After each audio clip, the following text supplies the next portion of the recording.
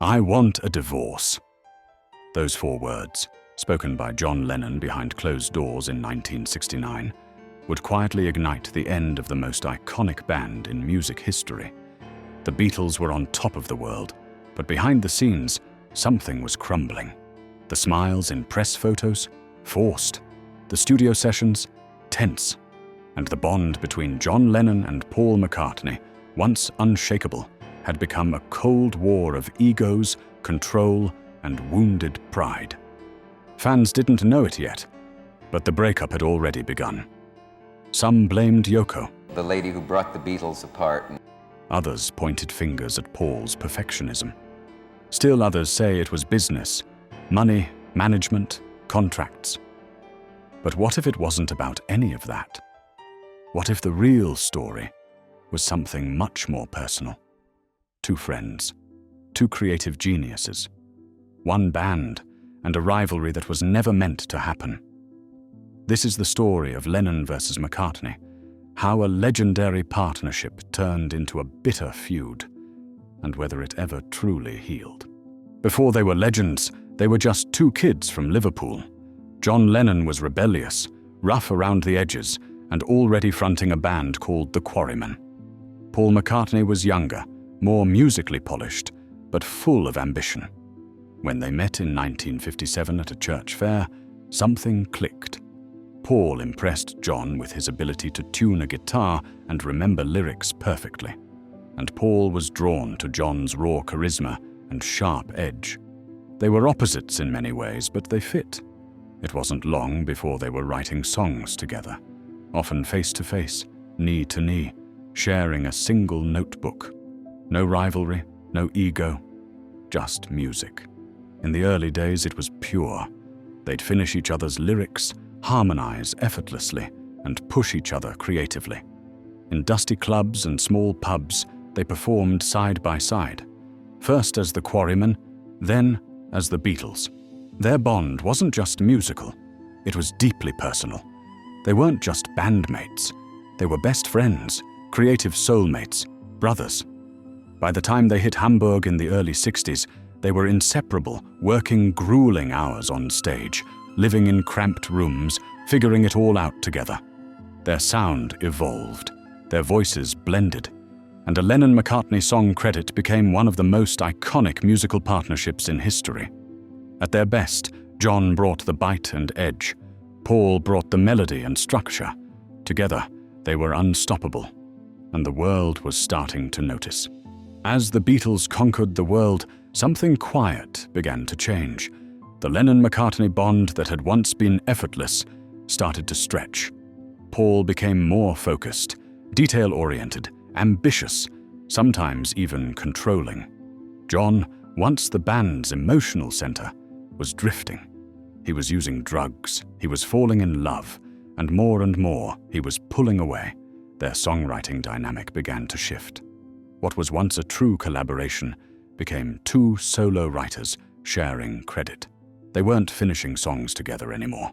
They were writing separately, recording separately.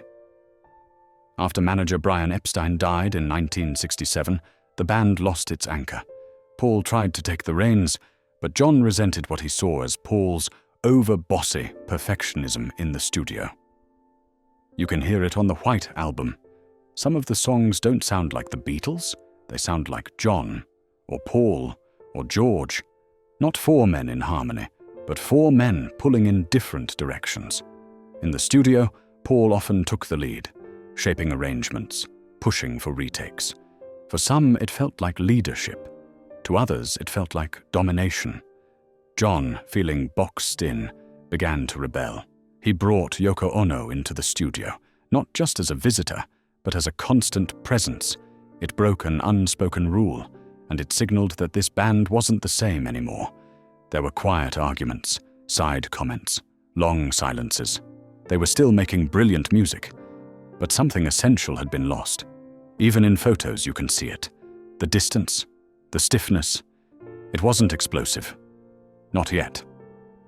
But the harmony they once had, musical and personal, was starting to fade. And the closer they got to the edge, the more obvious the cracks became. The cracks had been spreading for years. By 1969, they weren't cracks anymore. They were fault lines. John was done with the band. Paul was trying to hold it together. George was disillusioned. Ringo had already walked out once. But at the center of the chaos stood Lennon and McCartney. Once partners, now opponents. Paul wanted structure. He pushed for sessions. He tried to lead, to fill the vacuum. John saw it differently. He felt controlled, dismissed, pushed aside. Then came the final straw. Business. Paul wanted the Beatles to be managed by the Eastman family, his in-laws. John, George, and Ringo sided with Alan Klein, a tough New York manager. It wasn't just a disagreement, it was a power shift. The Beatles weren't just a band, they were a corporation. And now, they were divided. John began openly criticizing Paul's music. Paul responded in kind, through song. Lennon's How Do You Sleep wasn't a diss track, it was a direct attack. The only thing you'd done was yesterday. Paul answered with Too Many People, a not-so-subtle jab at John and Yoko. The breakup wasn't just about money or music, it was personal. In private, John told the others he was leaving the band. In public, they said nothing. Not yet. The dream had become a battleground.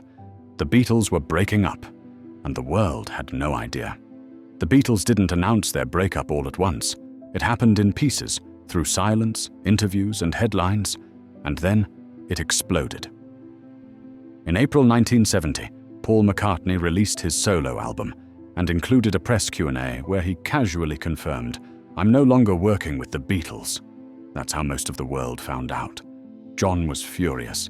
He had wanted to leave first. He had told the band months earlier that he was done. But Paul went public, and in John's eyes, stole the final word. From that moment on, the breakup wasn't just real. It was personal. The press ran wild. Lennon and McCartney, once praised as the greatest songwriting team of all time, were now locked in a war of quotes, letters, and lyrics. John called Paul's solo work Muzak. Paul said John had lost direction. Lennon fired back in interviews. He mocked Paul's leadership, his songwriting, even his attitude. Then came How Do You Sleep?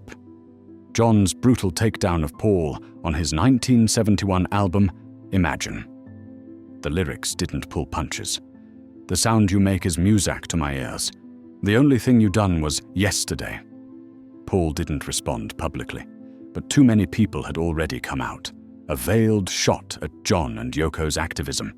The fans, they were divided. Some blamed Paul for being controlling. Others blamed John for abandoning the band. Every new song, every quote, every letter felt like another jab in a public boxing match. The friendship was gone, and the pain was playing out in real time for the entire world to see. For all the headlines, the insults, the bitterness, there was something else underneath it all. Love. Respect. A bond too deep to truly break. Even as they drifted apart publicly, John and Paul never fully let go of each other. In private, they kept in touch through letters, mutual friends, even the occasional phone call. In the mid-70s, there were signs of reconciliation. In 1974, John and Paul actually spent time together in New York, watching TV, jamming, laughing. They didn't need the Beatles anymore. I mean, I've worked with Ringo and George. I haven't worked with Paul because we had a more difficult time, but now we're pretty close, you know. But maybe they still needed each other. Paul spoke often about wanting to work with John again. Lennon seemed open to it. And then, in 1980, John was gone. Shot outside his apartment in New York. I just know, just for days, you just couldn't think that he was gone. Paul found out while leaving a recording session.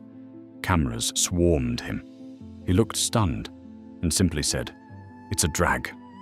People called him cold. But in truth, Paul was shattered.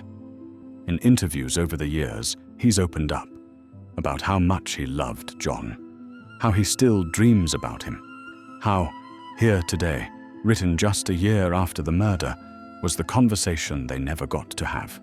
John and Paul never stopped being Lennon and McCartney. Two artists, two friends, one unfinished conversation.